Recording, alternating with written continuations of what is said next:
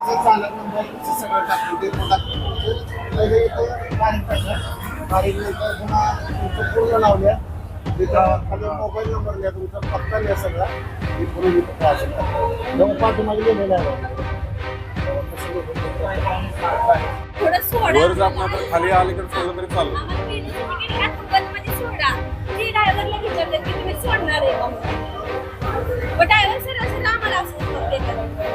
ड्रायव्हरचा विषय येत नाही ना ड्रायव्हरला कंटेंट असतो तिथे घंटी वाजवली तिथे थांबणार चालू भाऊ पण ही पण म्हणतात की ते कंडक्टर सर म्हणतात की ते आम्हाला म्हणतात की तुम्ही काय आमचा एक शब्द लावून नका एक शब्द तुम्ही चुकीचा बोललाय आणि लेडीज ते शेवटपर्यंत त्याला माफी मागायला लावली आता यांच्याकडनं आहे ना ते पावसात तिथं उतरवले बरोबर आहे त्यांची चूक आहे. आणि त्यात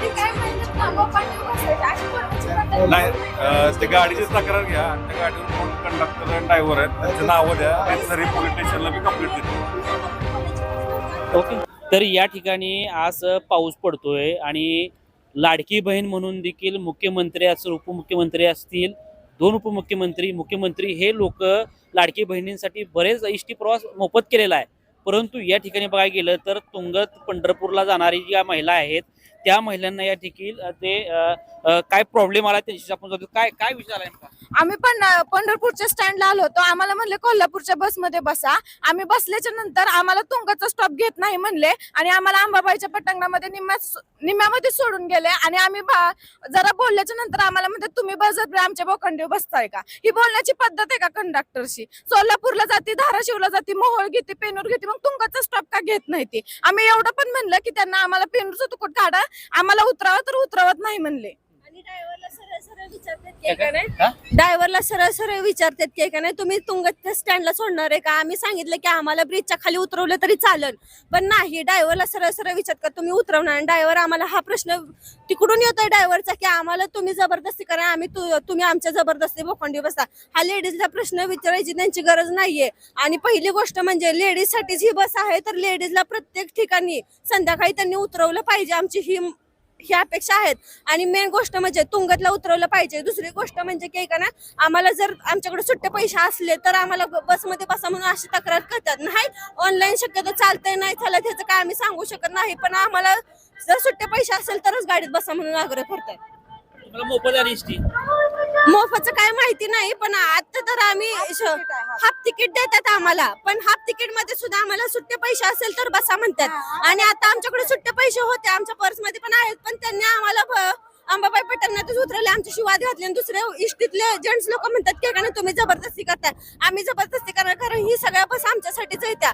आम्ही बस का आग्रह करतोय तर आम्हाला संध्याकाळचा उशीर झाला होता 8 वाजून गेल्या होत्या. आम्ही एवढं सुद्धा म्हणलं आम्हाला तिथं उतरवा जास्त पिनोचं तिकीट घ्या ना आम्हाला तिथं उतरवतं ते सरळ सरळ त्यांना विचारतात. गाडीचा नंबर आहे आमच्याकडं कोल्हापूर सोलापूर धाराशिव गाडी होती. किती जण होते तुम्ही? आम्ही 5 जण आहेत. एक लेडीज जी आहे ती गरोदर आहे तिला पण उतरवलंय तिथं आणि सरळ सरळ जबरदस्ती करतात की ही गाडी काय तिथं थांबत नाही. नाही आम्ही काय त्यांना बोललो नाही पण ते सरळ सरळ आम्हाला म्हणतात की तुम्ही आमच्यावर जबरदस्ती करताय अजून काय तर आम्ही काय बोकांडीवर बसताय तुम्ही जबरदस्ती आमच्या आम्ही काय तिथं गाडी थांबवत इथं कोणाची तक्रार केली का तुम्ही आता काय? आम्ही तिथं सांगितलंय. काय म्हणले ते? ते म्हणले आम्ही सकाळी आल्यानंतर आम्ही त्यांना साहेबांशी बोलून त्यांच्याशी संवाद करून आणि मी एवढं पण म्हणलं की त्यांना आमची सोय झाली पाहिजे कारण की तुंगतला खरंच गाड्या थांबत नाही सर. लेडीजची लय अपघात होती. आम्ही 11 वाजेपर्यंत इथं काढले आम्ही घरनं बोलवतो आम्ही पण जॉब करतो म्हणून आम्ही येतोय आणि हे सगळं लाडकी बहीण जी आहे ती सगळं आहे ते आम्हाला मान्य आहे पण ह्यांनी आमची गैरसोय नाही करायला पाहिजे. आम्हाला एवढंच बोलायचं. तुंगतला गाड्या थांबतात आणि कुठल्या थांबत नाहीत?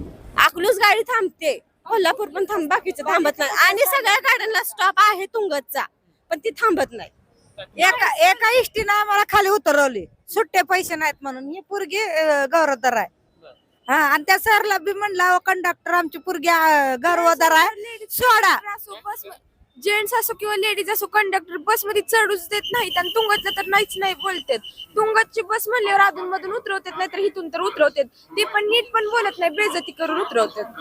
म्हणजे बस ही लेडीज साठी आहे, पण लेडीजची अजिबात इज्जत करत नाही. आम्ही तुम्हाला पैसे देऊन तिकीट काढतो, पण तुम्ही आमची काहीच किंमत नसल्यासारखं ना, म्हणजे नाही का एखाद्याला फुकट चढवलं का तुम्ही चढवता आणि हे नाही का उपकार केल्यासारखं तुम्ही आम्हाला तुंगतचा स्टॉप घेता. आमच्याकडे सुट्टे पैसे असून सुद्धा तुम्ही आम्हाला भिकाऱ्यासारखं वागवता.